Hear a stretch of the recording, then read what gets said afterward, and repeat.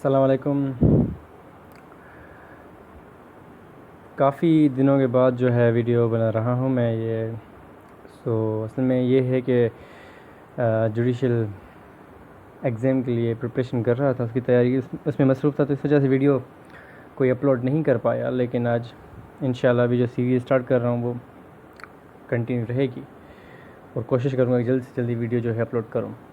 तो आज जो वीडियो मैं बना रहा हूँ वो है अपना स्पेसिफ़िक रिलीफ एक्ट के ऊपर और सेक्शन 5 जो है स्पेसिफ़िक रिलीफ एक्ट का, उसके बारे में। तो स्पेसिफ़िक रिलीफ एक्ट जो है वो सब्टेंटिव लॉ है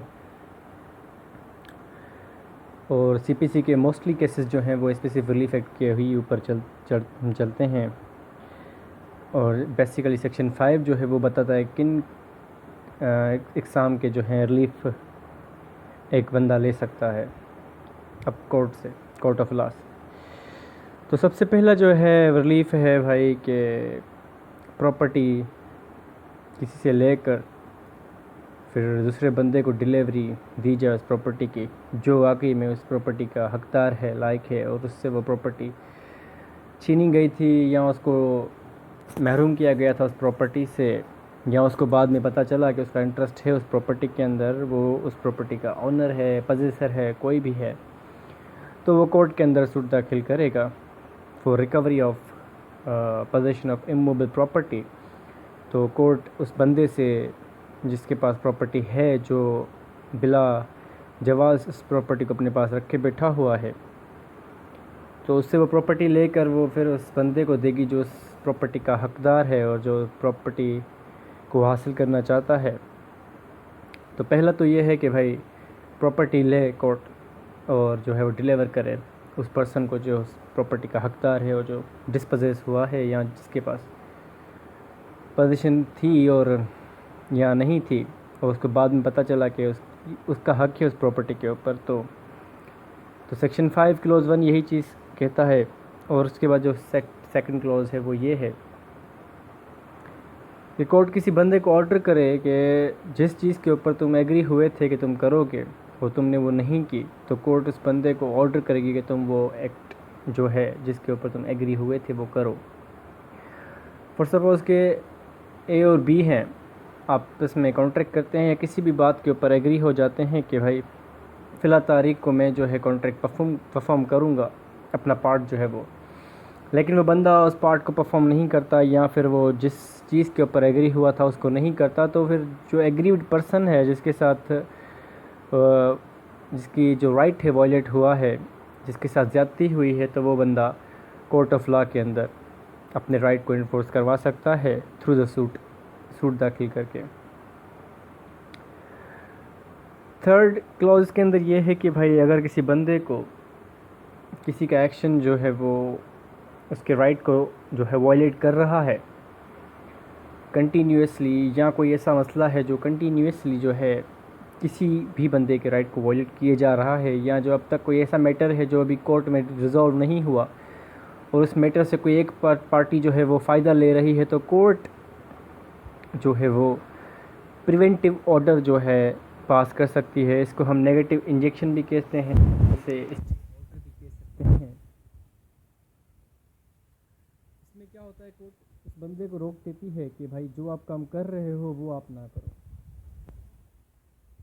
ठीक है ना, जो आप काम कर रहे हो वो आप ना करो जब तक कि डिसाइड नहीं हो जाता। तो हम प्रिवेंटिव रिलीफ भी कहते हैं, जो सेक्शन 6 के अंदर हमें बतलाया गया है। प्रिवेंटिव रिलीफ कि किसी पर्सन को रोक देना कि भाई जो आप काम कर रहे हो वो आप फिल वक्त तक काम ना करो। मतलब एक एग्रीड पर्सन है उस एक्शन से मुतासिर हो रहा है, तो वो कोर्ट ऑफ लॉ के अंदर जाएगा और वो कोर्ट ऑफ लॉ को ये कहेगा कि भाई इसका जो ये एक्शन है ये जो है वो वायलेशन है मेरे राइट की, या जो है मेरे राइट को वायलेट कर रहा है, या जब तक कि वो मैटर डिस्प्यूट जो है वो रिजॉल्व नहीं हो जाता तब तक आप इस बंदे को कहें कि अपना एक्शन जो भी है उसको रोक दे फिल वक्त के लिए। तो उसका वो एक्शन कोर्ट ऑर्डर करेगी कि फिल वक्त आप अपना एक्शन जो है वो रोक दें, तो कोर्ट उसको रखेगी। उसके बाद चौथा रिलीफ जो है वो है डिक्लेरेटिव रिलीफ। हम डिटर्मिनेशन के भाई आप किसी के राइट को डिसाइड करो और डिक्लेयर करो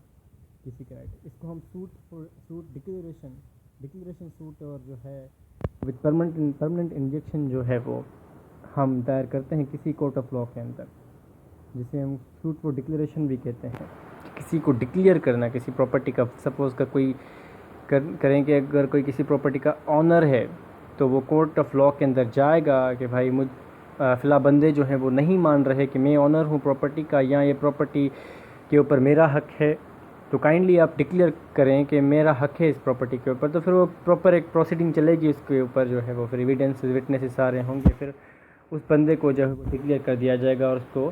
राइट दिया जाएगा। तो इसमें जो है वो एक डिटर्मिनेशन ऑफ राइट कि किसी के राइट का, किसी के हुकूक का तयन करना, किसी की लाइबिलिटी का तयन करना, और फिर किसी के राइट को डिक्लेयर करना कि हाँ भाई ये फ़िला बंदा जो है वो ऑनर है इस चीज़ का, ये फ़िला बंदा जो है वो मालिक है, या ये फ़िला बंदा जो है वो इंटरेस्टेड है, इसका इंटरेस्ट है इस चीज़ के अंदर। उसके बाद जो पांचवा रिलीफ है वो है भाई किसी बंदे को एज अ रिसीवर अपॉइंट करना किसी डिस्प्यूटेड प्रॉपर्टी के ऊपर। जब तक कि प्रॉपर्टी का मैटर कोर्ट के अंदर चल रहा है तो कोर्ट कहेगी कि भाई अगर प्रॉपर्टी को मेंटेन करना है तो किसी थर्ड पर्सन को एज अ रिसीवर अपॉइंट करना है। तो जो है सीपीसी के अंदर ऑर्डर 40 है इसका। तो ये 5 किस्म के जो हैं राइट वो हमें मिलते हैं। यानी आप ऐसा समझ लें कि सिविल लिटिगेशन के अंदर जो है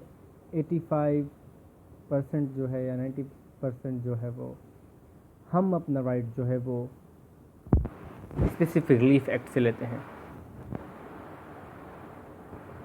ठीक है जी। तो आज का सेक्शन 5 ही मैंने आपने बताना था आपको।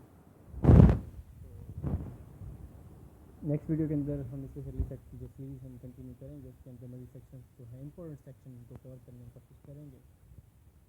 Thank you so much.